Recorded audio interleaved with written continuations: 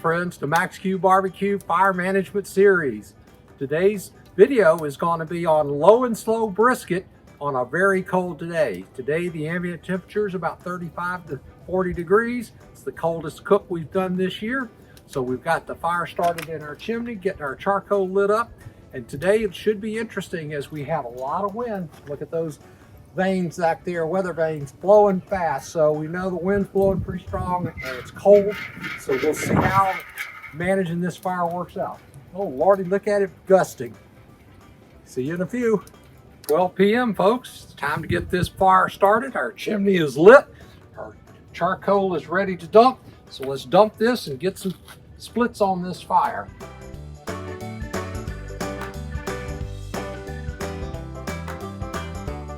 Fire poker here. Kind of spread out our little charcoal base. We'll take some of our locally sourced hickory splits here. We'll lay them on there. These are a little shorter than normal, but I just want to start getting a good coal bed going and heat up the pit. So I'm going to build a little chimney. So these are half of a firewood split that have been split and cut down a little bit more. As you know, with our smaller Workhorse 1957, a little bit smaller wood works better.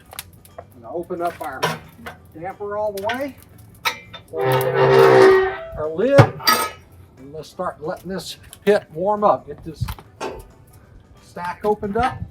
See the smoke starting to come through. Just close her up and let her heat up. Welcome back, friends. You'll notice it's been about 37 minutes since we started our fire and added our emptied our chimney and added our first splits.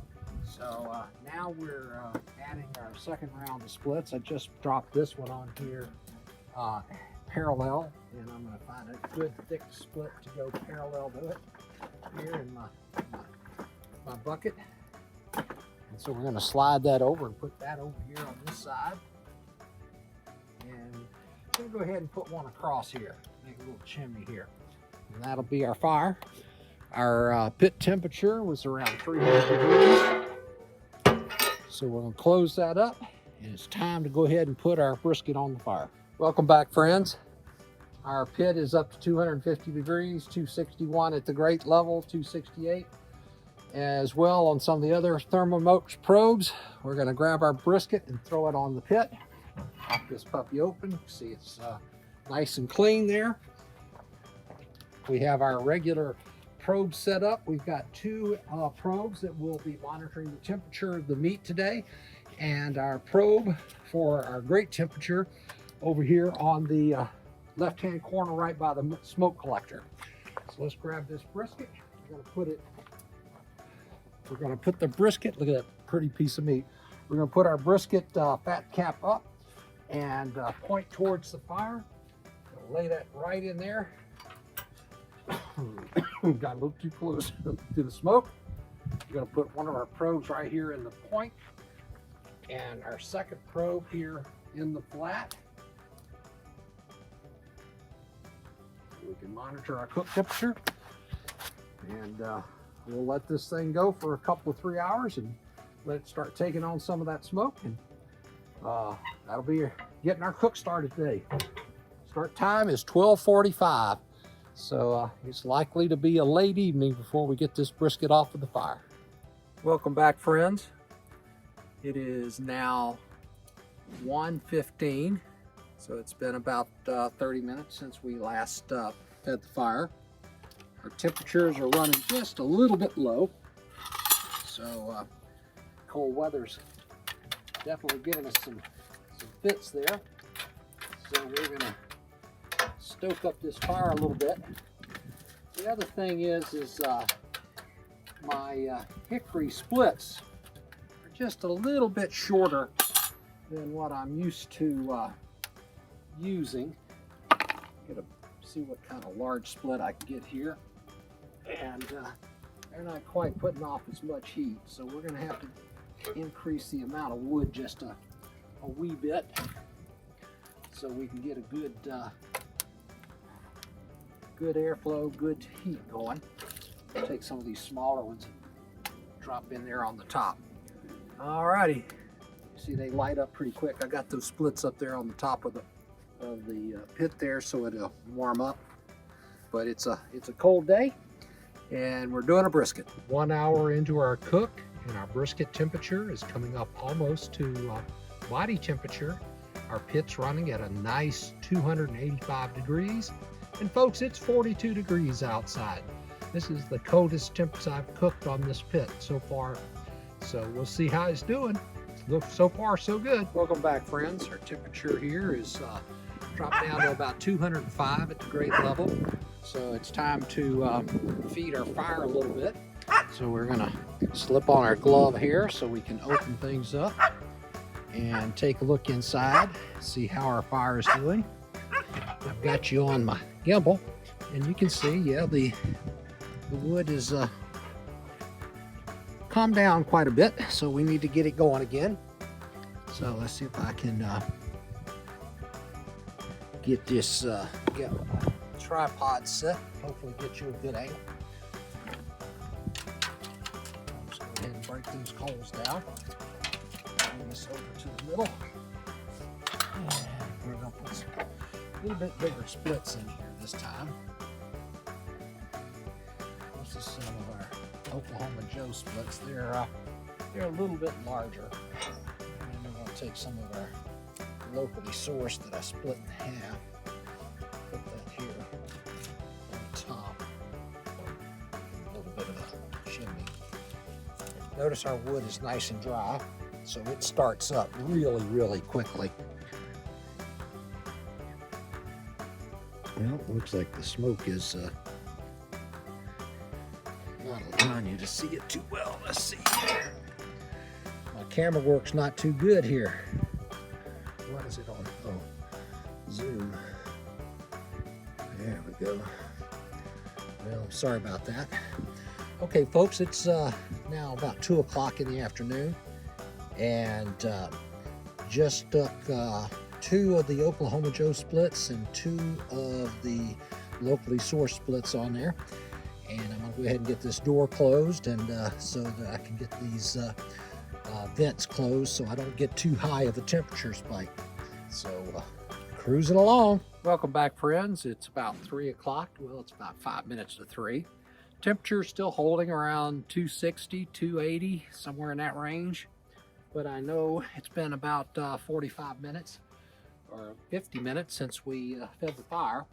So it's got to be burning down a little bit, and it is. Now remember, we used a little bit larger splits. Those Oklahoma Joes, they're a little longer and a little larger, so they have hung in there and lasted a little longer than the ones that I cut up this morning. The ones I cut up this morning, I went ahead and one of our viewers suggested, hey, what happens if you just cut the splits in half?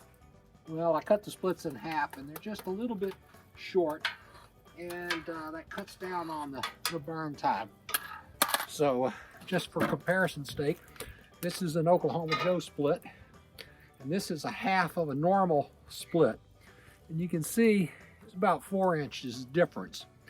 And that 4-inch difference in wood does affect the amount of fuel that you have and how long the fuel will last. So we're going to go ahead and feed this fire. We're going to use our Oklahoma Joe splits right here on either side. And we're going to go ahead and use our locally sourced hickory. Missouri does have quite a bit of hickory species that grow naturally in this area, and that you can buy from some local firewood suppliers.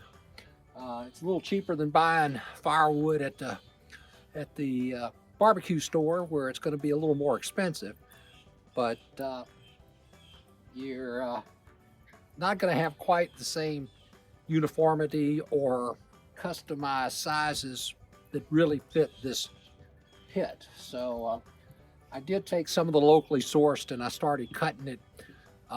Instead of cutting it in the middle, I've been cutting about 12 inches off, so it more closely matches the Oklahoma Joe. Well, we just barely got the wood in there, and it's already ignited. I'm gonna close this door so we can close the air down so that it doesn't get too hot in there. Running the damper just a little beyond halfway closed, and that's holding it pretty good at about 250 to 275. See you back in another half hour. Welcome back, friends. It's a little bit after 4 o'clock. Our fire needs to have a little help here. You see our logs have burned down pretty good. One of our splits has still got a little bit of wood to it, but certainly is kind of cooling off here. So we're going to use our same process of restoring our splits to the middle. Well, look how fast they light up there. Put a little piece of bark in there. We'll go ahead and use some of these smaller pieces here from our locally sourced hickory. I'm using the dampers to kind of control the burn rate. This should light pretty quickly, as you can see. Won't take very long. This is very dry and ready to ignite. Okay, so we're going to give this a second and it'll take off and we'll be letting it burn. Welcome back, friends. It's 5:15, so sun's already going down on this winter day. And as you can see, our fire's coals are starting to burn down there quite well. Still got a good coal bed though, so we're gonna get some more wood in here. Get this fire kind of moving a little bit. And our temperatures are just still above 200, hanging in there. But we got a low and slow, so we're gonna hang in there and keep putting some wood to it. The fire over here is the fire pit. That's how I'm keeping warm out here. Take care, everybody. Welcome back, friends. It's now 6:15, 6:20 in the evening, and our brisket has been on here for about 6 hours. At this point, we're gonna go ahead and take it inside and finish it in the oven. So let's get it off of here. We're going to pull our probes and pull our brisket. Looking really, really good. Of course, it's not done yet, but it's got nice color and nice bark on it. It's going to be really pretty brisket. We're going to lay it there on our aluminum foil and bring it inside. Our brisket was on the smoker for about 6 hours this afternoon, but it just got too cold to sit out and watch the fire tonight. So we brought it inside and placed our brisket in the oven to finish it. So that's going to be the end of our fire management video for today. I hope you enjoyed our video. We'll see you on the next one.